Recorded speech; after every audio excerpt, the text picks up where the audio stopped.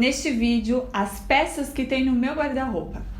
Já te adianto que dá para contar nos dedos das mãos. Se for a sua primeira vez por aqui, eu sou a Prof. Daisy e criei o método Máquina de Tempo para ajudar a mulher com a sua produtividade diária. Seja muito bem-vinda! O método Máquina de Tempo te ajuda a conseguir fazer tudo e ainda ter tempo para fazer nada. Você sabia que a nossa produtividade diária está ligada a todos os pontos da nossa vida? Até a forma como a gente se veste e ao modo como organizamos o nosso guarda-roupa? Por isso é que eu sempre digo que a nossa produtividade diária é como uma grande máquina com muitas peças que precisam ser combinadas e sincronizadas entre si para que essa máquina funcione da forma esperada. Nós já temos um vídeo aqui no canal sobre guarda-roupa e produtividade, no qual nós aprendemos a como montar um guarda-roupa produtivo. Eu vou deixar o link dele aqui também na descrição do vídeo, caso você ainda não tenha assistido. Mas eu ainda quero falar com você sobre esse assunto, porque naquele vídeo eu te passei os passos para você montar o seu guarda-roupa produtivo de acordo com as suas preferências, as suas necessidades, as suas características. Hoje eu quero compartilhar com você como é o meu guarda-roupa, seja para suprir uma curiosidade que possa ter surgido naquele vídeo, onde nós falamos sobre guarda-roupa produtivo, seja para servir como exemplo, ilustrar, clarear as ideias e te ajudar a montar o seu guarda-roupa produtivo.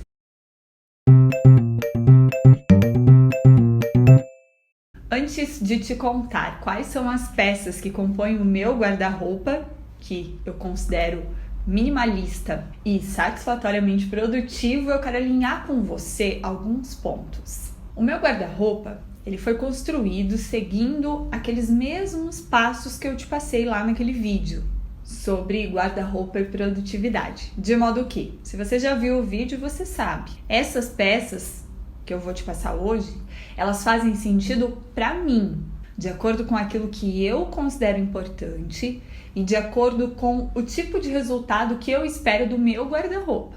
Possivelmente, para que o seu guarda-roupa seja produtivo, você tenha que fazer escolhas extremamente opostas às minhas, ok? Por isso, se você não viu ainda aquele vídeo sobre guarda-roupa produtivo, faça isso e siga todos os passos que tem lá, porque eles te conduzem no atendimento das coisas que fazem sentido para você, na montagem do seu guarda-roupa, ok? Vamos às peças do meu guarda-roupa. Peça número 1, blazer. Mas não é qualquer modelo de blazer, porque ele precisa cumprir algumas funções específicas. Características que um blazer precisa ter para entrar no meu guarda-roupa. Ele precisa ter um comprimento abaixo do quadril, porque como eu tenho o quadril largo, isso ajuda a equilibrar o conjunto. Ele precisa ser aquele modelo que tem ombreiras, sabe, aqui por baixo? Os modelos de hoje em dia não são aquela coisa dos anos 80, não. Mas eles têm aqui uma ombreira e isso é importante no meu caso porque eu tenho os ombros muito estreitos em relação ao meu quadril.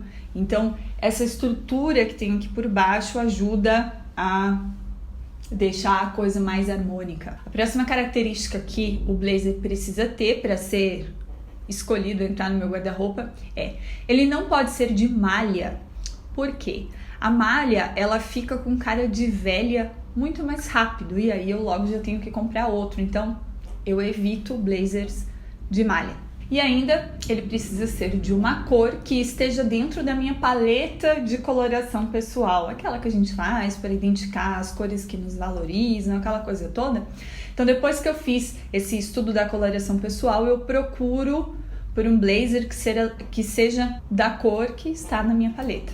Bom, sobre as quantidades aí, algo entre 5 a 10 blazers de cores diferentes, porém sempre dentro ali da paleta da coloração pessoal e sempre atendendo a esses critérios. Segunda peça que tem no meu guarda-roupa é blusinha preta. Essa blusinha pode ser de manga curta ou sem manga, mas eu prefiro que tenha uma manguinha. Sobre o tecido, não tem um tecido específico, mas é preciso que a blusinha, ao ser vestida por mim, ela colhe no meu corpo em todos os pontos, na parte do seio, da cintura, das costas. E também ela não pode se mexer quando eu me mexo.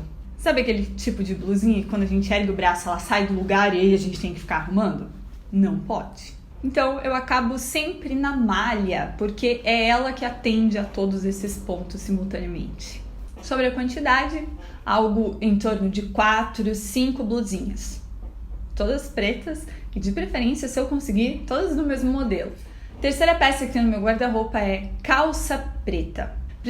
Precisa ser uma calça de modelo mais largo, lá embaixo no tornozelo, nas pernas, próximo ao pé, por conta do meu quadril que é largo. Precisa ser bem comprida, o máximo possível, desde que não arraste no chão. Isso para mim não é algo tão simples de encontrar, porque eu tenho 1,80 de altura e boa parte dessa minha medida é em perna. A calça precisa ainda ser de um tecido que dê uma boa suavizada visualmente nas minhas celulites, que eu tenho muitas na bunda e nas pernas, muitas. Então uma calça de uma malha fina, por exemplo, jamais. Pode ser jeans? Até poderia, mas é muito difícil eu conseguir encontrar uma calça jeans que atenda a todas essas características. Por 2 motivos. Primeiro, porque a calça precisa ser preta. E calça jeans normalmente não é preta, ela é um preto meio, sei lá. O segundo motivo é que, dadas as minhas características físicas, né, as minhas medidas, é muito difícil encontrar uma calça jeans que dê certo, que fique minimamente civilizado. Sabe uma outra coisa que eu não gosto na calça jeans? Depois de algumas lavadas, elas estão com cara de velhas. Eu prefiro tecidos que não desbotem, tecidos que depois de 10 anos estão da mesma cor. Por isso eu acabo tendendo aos tecidos de alfaiataria.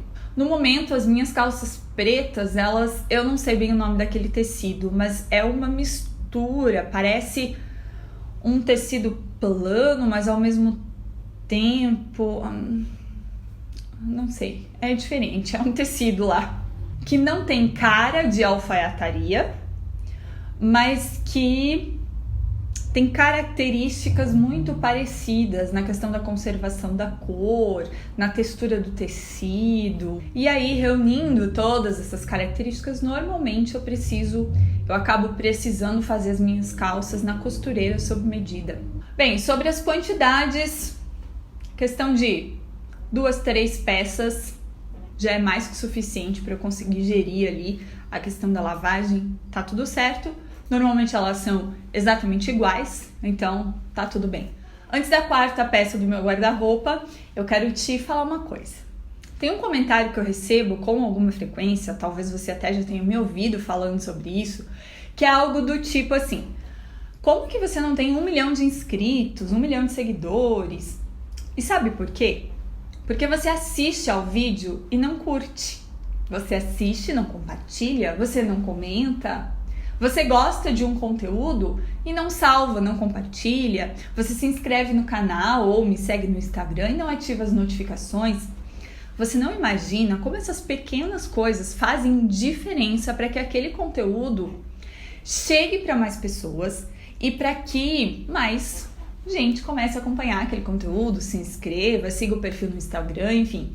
Então, se você gosta do conteúdo aqui do canal, do perfil do Instagram, você precisa fazer todas essas coisas. Faz tudo o que tiver para fazer. 4ª peça que tem no meu guarda-roupa: All Star branco. Sim, este é o modelo de calçado que eu uso, tênis All Star. E tem que ser branco, somente o branco. Além do All Star, você vai encontrar ainda no meu guarda-roupa, em relação a calçados, um chinelo e uma pantufa que eu uso dentro de casa, variando conforme a temperatura. O chinelo eu também uso quando vou pra praia ou alguma coisa do gênero, piscina, coisa do tipo. O 5º ponto, que não é exatamente uma peça, mas que eu classifiquei como o meu máximo de diversidade, são como se fosse um conjunto, né, de peças que eu tenho, fora essas que eu citei, que são o meu padrão, o que eu tenho em maior quantidade, o que normalmente eu uso, que você vai encontrar no máximo de diversidade no meu guarda-roupa. Pijamas, normalmente não mais que 2 de frio e 2 de calor, que é o que eu preciso para conseguir gerir a questão da lavagem, hobbies de frio e de calor, uma calça de caminhada, que na verdade é uma calça daqueles modelos esportivos masculinos, essa é minha calça de caminhada, lenços e cachecóis, 2 conjuntos de biquínis que foram feitos sob medida, seguindo um modelo específico devido às minhas características físicas, que são exatamente iguais, só muda a cor. 2 saias e 2 vestidos que eu uso em situações bem específicas que, sinceramente, não consigo nem lembrar para exemplificar, porque raramente acontece. E um mocassim que eu uso em combinação com os vestidos e as saias, mas só se a situação não permitir que eu use o All-Star, senão eu fico com o All-Star. Daisy, mas aí na sua cidade não faz frio, não? E como que você faz quando tá bem calor? Vamos começar pelo calor. Para eu não usar o blazer, tem que estar muito, mas muito calor mesmo. Senão eu abstraio e vou de blazer. Se tiver insuportavelmente quente, aí entram em ação as saias e os vestidos. Por isso que eles estão ali, essa é a função deles. Sobre o calçado, independente do quão quente esteja, eles são sempre fechados. Porque eu não gosto de calçado aberto. Tanto porque eu odeio aquela sensação de pé empoeirado, quanto porque eu acho meu pé horroroso. Sobre o frio, sim, aqui na minha cidade faz muito frio mesmo em algumas épocas do ano. Do tipo temperatura negativa. Aí segue a mesma linha daquelas peças, porém na versão inverno. Tipo, a calça e o tênis são os mesmos. A blusa muda para uma versão de manga comprida igual a alta, porém com as outras características iguais. Se não tiver tão frio, o blazer continua sendo a opção para vestir por cima da blusinha preta de manga comprida. Se estiver muito frio, no lugar do blazer, entra um sobretudo acompanhado de quantos cachecóis forem necessários para me manter aquecida. Em relação a números, a blusinha segue o mesmo padrão da blusa de manga curta. Sobretudo, eu tenho 3 e cachecóis uns 4 ou 5. E sempre nas cores que estão dentro da minha paleta. Atenção para uma coisa bem importante aqui. Como eu falei para você, a nossa produtividade diária é como se fosse uma grande máquina com muitas peças que precisam ser combinadas e sincronizadas entre si para que a máquina funcione da forma esperada. Tá tudo, mas tudo mesmo conectado. A forma como a gente organiza o guarda-roupa, as escolhas que a gente faz em relação ao nosso modo de vestir, isso vai influenciar na nossa produtividade, assim como a nossa produtividade vai influenciar na maneira como a gente toma essas escolhas. Mas esse assunto, por exemplo, específico do guarda-roupa, das roupas, essa relação entre ele e a nossa produtividade, vai compor uma das peças dessa máquina, e não a máquina toda. Então é bem importante, é legal a gente começar por aqui, levar ela em consideração, mas não parar por aqui. Organização e produtividade é um processo de aprendizado, por isso a gente precisa estudar. Siga sempre estudando sobre organização e produtividade para que você vá aprendendo a construir as outras peças da sua máquina também, ok? Conte comigo. Com organização, gestão eficiente do tempo e disciplina, nós podemos mover o mundo. Nós podemos mudar o nosso tempo do estado líquido para o estado elástico, tornando possível e fácil conseguir fazer tudo e ainda ter tempo para fazer nada. Daisy, e por onde eu começo? Como que eu faço para aprender sobre essa máquina que você falou e as suas outras peças? Presta atenção que eu vou te indicar um caminho se você ainda não estiver seguindo ele.